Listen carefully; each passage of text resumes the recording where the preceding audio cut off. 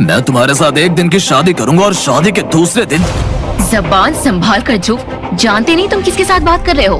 पता है मुझे, मैं मैसेडोरिया की उस लारा से बात कर रहा हूँ जो अपनी शक्तियों के घमंड में पूरी तरह डूब चुकी है, जिसे अपने एकलव्य बनने पर घमंड है। हाँ है मुझे घमंड ध्रुव, आखिर मैंने कम उम्र में तुमसे ज्यादा छुपा लिया है और तुम बुज़दिल की बुज़दिल निकले। तुम्हारा यही घमंड मैं सारे मैसेडोरिया के सामने तोड़ूंगा लारा। 3 साल बाद मैं तुम्हें इसी शक्ति स्थान पर सबके सामने हरा कर बनूंगा एकलव्य।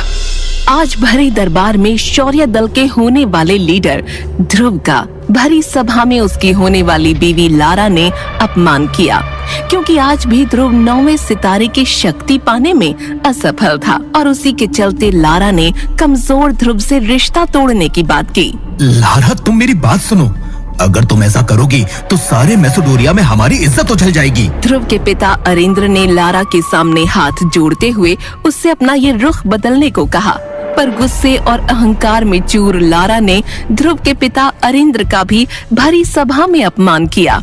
राजा अरेंद्र, तुम्हारे कमजोर बेटे ध्रुव में कमजोरी का कारण तुम भी हो, और ये मत भूलो तुम्हारी वजह से ही ध्रुव की माँ के साथ क्या हुआ था।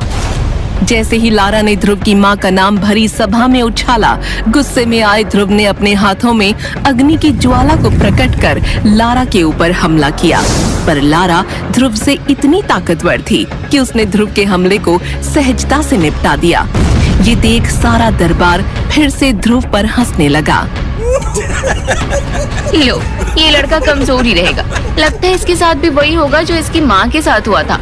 दरबार में हो रहे अपमान से खफा होकर ध्रुव वहाँ से भागता हुआ चला गया, पर जाते जाते उसने लारा को 3 साल बाद मुकाबले के लिए धमकी भी दे डाली। पर सबको पता था कि जो ध्रुव इतने सालों में कुछ न कर सका, वो 3 साल में क्या ही करेगा।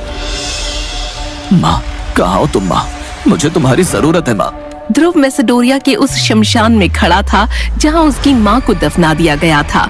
उस शमशान में बिना इजाजत जाना खतरे से खाली नहीं था, क्योंकि मैसेडोरिया के लोगों का कहना था कि वहाँ काले प्रेतों का निवास है।